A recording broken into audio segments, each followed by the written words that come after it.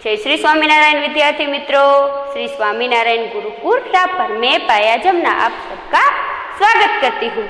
आज हम कक्षा 7 विषय हिंदी हिंद देश के निवासी काव्य का अभ्यास करेंगे। विद्यार्थी मित्रों, आप तो जानते हैं कि हमारा भारत देश एक निराला देश है और हमारे देश में अनेक जाति के, धर्म के और भाषा के लोग रहते हैं।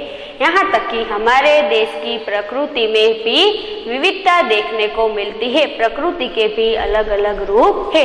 इतनी विविधता होने के बावजूद भी हमारे देश में एकता है और विविधता में एकता ही हमारे देश की विशेषता है। इस काव्य में भी भिन्न भिन्न दृष्टांतों द्वारा हमारे देश की भव्यता और दिव्यता का ज्ञान किया गया है। तो विद्यार्थी मित्रों, अब हम इस काव्य का अभ्यास करेंगे। हिंद एटले शुं थशे विद्यार्थी मित्रों? हिंदुस्तान अथवा तो भारत। देश एटले के देश अने निवासी एटले के रहनारा। एटले शुं थशे? भारत देश में रहनारा के हिंदुस्तान में रहनारा। हालो, हिंद देश के निवासी सभी जन एक है। रंग, रूप, वेश, भाषा चाहे अनेक है। अहींया कने वेश एटले शुं थशे? तो के पोशाक। पछी निवासी एटले शुं थशे? के रहनारा। अने जन एटले के लोको। શું થશે કે ભારત દેશમાં રહેનારા લોકોના રંગ, રૂપ, પોશાક અને ભાષા ભિન્ન ભિન્ન છે, અલગ અલગ છે, તેમ છતાં બધા લોકો એક જ છે। ભારત દેશમાં રહેનારા લોકોના રંગ, રૂપ, પોશાક અને ભાષા ભિન્ન ભિન્ન છે, એટલે કે અલગ અલગ છે। તમે જાણો છો कि अमुक व्यक्ति गुजराती भाषा बोलता हो तो अमुक व्यक्ति कच्छी भाषा बोलता हो। अमुकनो जे पहेरवेश है ए अलग हो तो अमुक ज्ञातिना लोकोनो पहेरवेश पण अलग हो छे। एटले शुं कीधुं छे कि भारत देशमां रहेनारा लोकोना रंग, रूप अने पोशाक अने भाषा भिन्न भिन्न छे, अलग अलग छे, तेम छतां बधा ज लोको एक ज छे। बेला, गुलाब, चूही, चंपा, चमेली प्यारे प्यारे फूल गूंथे माला में एक है। अहींया कने बेला एटले शुं थशे? मोगरो। एटले शुं कहे छे के मोगरो, गुलाब, चूही, चंपा, चमेली बधा फूलो अलग अलग छे। तमे जाणो छो के गुलाब होय तो एनो रंग केवो होय? गुलाबी होय। अमुक फूल केवा होय? सफेद होय। अमुक फूल लीला होय। एटले शुं कहे छे के मोगरो, गुलाब, चूही, चंपा अने चमेली बधा फूलो भिन्न भिन्न छे, एटले के अलग अलग छे। प्यारे प्यारे फूल गूंथे माला में एक है, एटले के बधा फूलो अलग अलग छे, परंतु ज्यारे दोरामां मारा रूपे गूंथाय छे त्यारे एक बनी जाय छे। शुं कीधुं? प्यारे प्यारे फूल गूंथे, एटले के परंतु ज्यारे बधा फूलो दोरामां गूंथाय छे त्यारे मालामां एटले के माळामां एक बनी जाय छे। के मोगरो, गुलाब, चूही, चंपा अने चमेली बधा फूलो भिन्न भिन्न छे, अलग अलग छे, परंतु बधा फूलो ज्यारे दोरामां गूंथाईने माळा बने छे त्यारे एक बनी जाय छे। एवी ज रीते भारत देशमां रहेनारा लोको पण भिन्न भिन्न होवा छतां एक ज छे। शुं कहे छे के जेवी रीतना फूलो अलग अलग छे परंतु माळामां गूंथाय छे त्यारे एक बनी जाय छे, एवी ज रीतना भारत देशमां रहेनारा लोको पण जुदा जुदा होवा छतां ई बधा भारतवासीओ एक ज छे।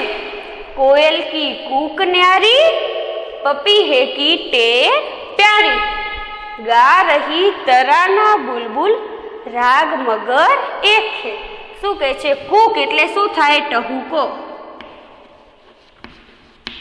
शुं थशे? कूक एटले के टहूको अने न्यारी एटले शुं थशे? अनोखी। પછી પપીહું હે એ એક પંક્ષી છે જેનું નામ છે. અને ટેર એટલે શું થશે? બોલી. અને પ્યારી એટલે કે મીઠી. પછી શું કીધું છે? ગા રહી. તરાના બુલબુલ. તરાના એટલે શું થશે? ગીત. અને રાગ મગર એક છે. શું કહે છે અહીંયા કને? कोयल की कूक न्यारी, पपी है की टेर प्यारी, गा रही तराना बुलबुल, राग मगर एक है. એટલે કે કોયલનો ટહુકો અનોખો છે. પછી પપી હે કી ટેર પ્યારી એટલે કે જે પપી હે એની બોલી એકદમ મીઠી છે. અને ગા રહી તરાના બુલબુલ એટલે કે બુલબુલનું ગીત નિરાળું છે. અહીંયા તમે જુઓ, તમે વિદ્યાર્થી મિત્રો, તમને ખબર જ છે કે કોયલ હોય, કબૂતર હોય, કાગડો હોય, બધાના જે અવાજ હોય, ગીત હોય, કેવું હોય છે? અલગ અલગ હોય છે. એટલે અહીંયા શું કીધું છે કે કોયલનો ટહુકો અનોખો છે, પપીહાની બોલી મીઠી છે અને બુલબુલનું ગીત નિરાળું છે. આ બધા પક્ષીઓના ગીત અલગ અલગ છે, પરંતુ તેમનો રાગ એક જ છે. એવી જ રીતે ભારત દેશમાં રહેનારા લોકોની બોલી અને ભાષા ભિન્ન ભિન્ન હોવા છતાં એક જ છે.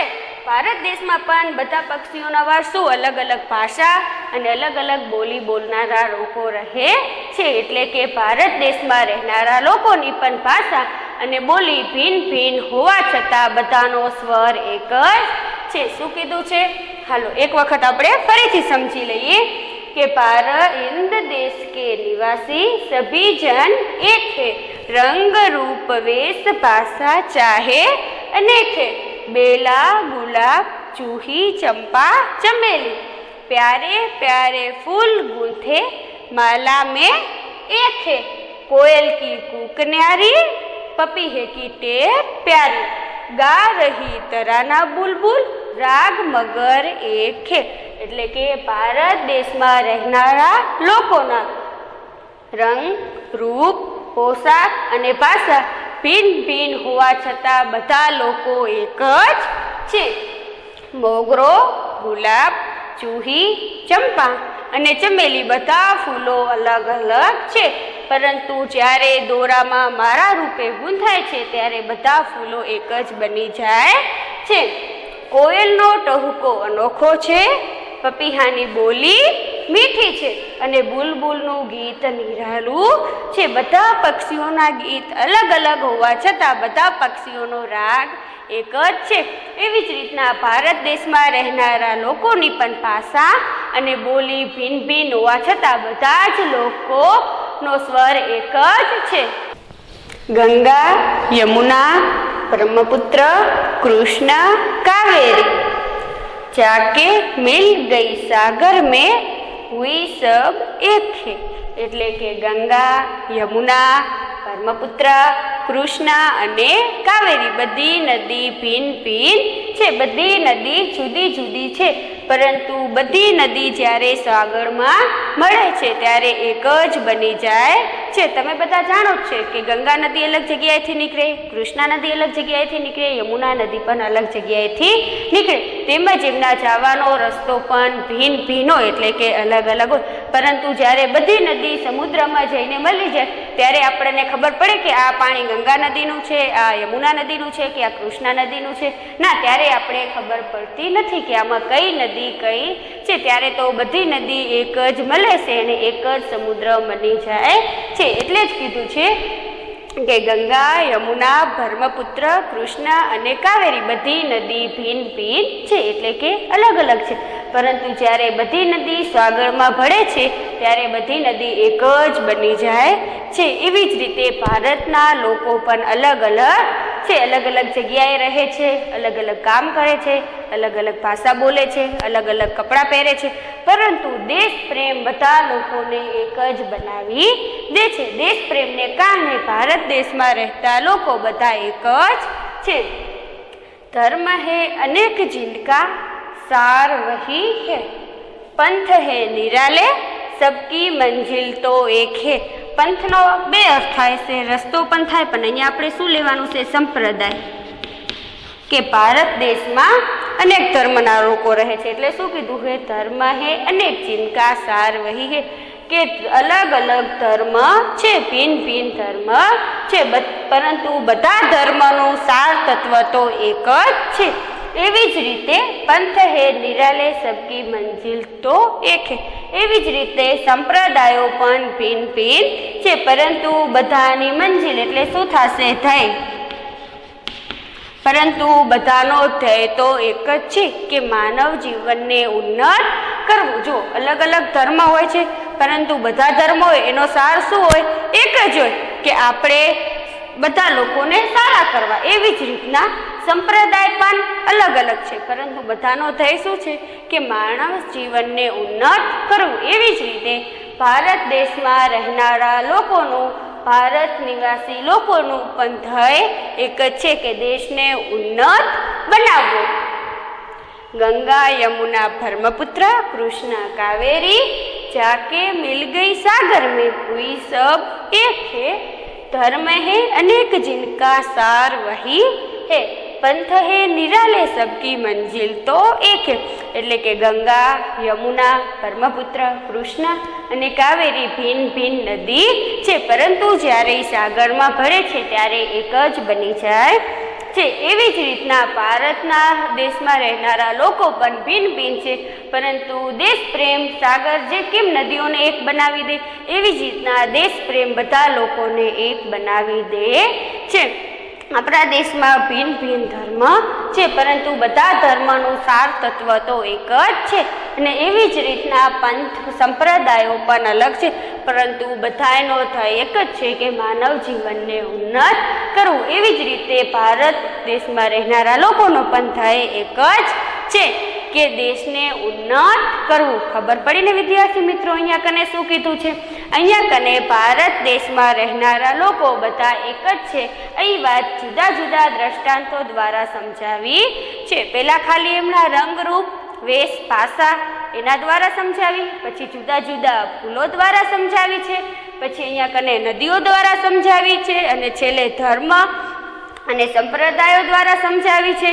પહેલાં એમના રંગરૂપ, પહેરવેશની વાત કરી નાખી, પછી શેની વાત કરી? કે ફૂલોની. કે ફૂલો અલગ અલગ છે, પરંતુ જ્યારે માળામાં ગૂંથાય છે ત્યારે એક જ બની જાય છે. આપણે કોઈ દિવસ એમ કીધી કે આટલી મારા ગુલાબની, આટલી મારા ચંપાની, આટલી મારા ચમેલીની? ના, એમાં ભલે 7 પાતીલા ફૂલો હોય, પરંતુ આપણે એમ જ કહીશું કે આ એક માળા છે. પછી શેની વાત કરી છે? કોયલની અને જુદા જુદા પક્ષીઓના અવાજ દ્વારા કહેવામાં આવ્યું છે કે બધા પક્ષીઓનો અવાજ અલગ અલગ છે, એમનું ગીત અલગ અલગ છે, પણ એમનો જે રાગ છે એ એક જ છે. એવી જ રીતના ભારતમાં રહેનારા લોકોની ભાષા અને બોલી ભલે ભિન્ન ભિન્ન, તેમ છતાં પણ એ એક જ છે. પછી શું કીધું? જુદી જુદી નદીઓ, કે બધી નદીઓ અલગ અલગ જગ્યાએથી નીકળે છે, અલગ અલગ જગ્યાએથી જાય છે, પરંતુ જ્યારે સાગરમાં મળે છે ત્યારે એક જ બની જાય છે. એવી જ રીતે દેશ પ્રેમ પણ બધાને એક જ બનાવી દે છે. અને અંતે શું કીધું? ધર્મ ભલે અલગ અલગ હોય, પરંતુ એમનું સાર તત્વ તો એક જ છે. અને સંપ્રદાય પણ અલગ અલગ છે, પરંતુ બધાનો ધ્યેય શું છે? કે માનવ જીવનને ઉન્નત બનાવવું. એવી જ રીતના આપણા દેશમાં રહેનારા લોકોને પણ ધ્યેય એક જ છે કે આપણા દેશને ઉન્નત બનાવવો. ખબર પડી ને વિદ્યાર્થી મિત્રો? અહીંયા કને આપણા ભારત દેશની ભવ્યતા અને દિવ્યતાની વાત કરવામાં આવી છે. અહીંયા કને આ કાવ્ય પૂર્ણ થાય છે. અસ્તુ. જય સ્વામિનારાયણ.